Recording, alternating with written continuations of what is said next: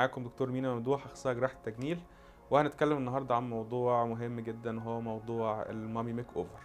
مامي ميك اوفر يعني ان احنا بنصلح شكل الجسم بعد عمليات الحمل والولادة للامهات، وده كل امهاتنا بتعدي بيهم.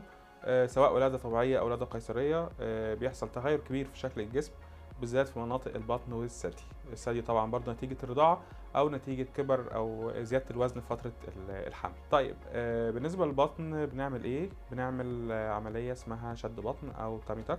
العملية دي بنعمل فيها 3 حاجات مهمين. اول حاجة بنشفط منها الدهون في المناطق اللي اتجمعت فيها دهون ما كانش طبيعي تبقى فيها الدهون دي كلها، زي الاجناب، زي البطن من فوق، زي ممكن الظهر. الحاجة التانية ان احنا بنعمل اصلاح لعضلات البطن. اصلاح عضلات البطن ده مهمة جدا، يمكن اهم خطوة في العملية. ان البطن بعد ما اتفتحت نتيجه بعد عمليه السيزيريان او بعد التمدد والانكماش، العضلات نفسها الحاميه البطن اللي بتدينا الشكل الستريت اللي من غير كرش ده بتكون ضعفت جدا وترهلت، فبنصلح العضلات دي. الحاجه الثالثه ان احنا بنعمل استئصال للجلد الزايد او استئصال للترهلات.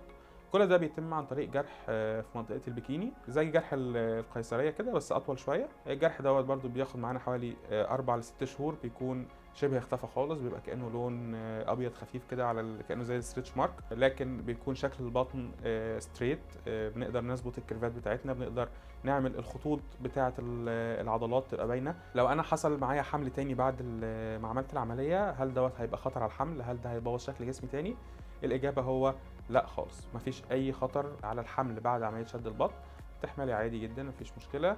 ولو التزمت بشويه رياضه بسيطه بعد الولاده، هنرجع لشكل البطن القوي اللي زي كان موجود قبل الحمل الاخير اللي بعد العمليه. ده بالنسبه للبطن. بالنسبه للثدي برضو، لو في ترهل للثدي بنعمله في نفس العمليه او في عمليه منفصله حسب رغبه المريض. نقدر ان احنا نرجع شكل الثدي وحجمه للحجم المتناسق الطبيعي، اللي مش صغير لكن مش كبير بالشكل المبالغ فيه، بحيث ان الجسم كله يبقى واخد شكل متناسق، وفي نفس الوقت نقضي على الآثار اللي حصلت نتيجة الحمل والولادة والرضاعة.